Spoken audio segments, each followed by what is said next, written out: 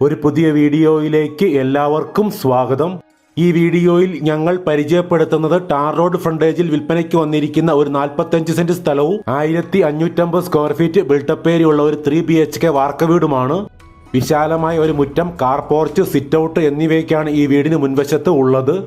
കാസർഗോഡ് ജില്ലയിൽ ചെറുവത്തൂർ തിമിരിക്കടുത്ത് കുതിരംചാലിലാണ് ഈ വീടിന്റെ സ്ഥലത്തിന്റെ എക്സാക്ട് ലൊക്കേഷൻ വരുന്നത്.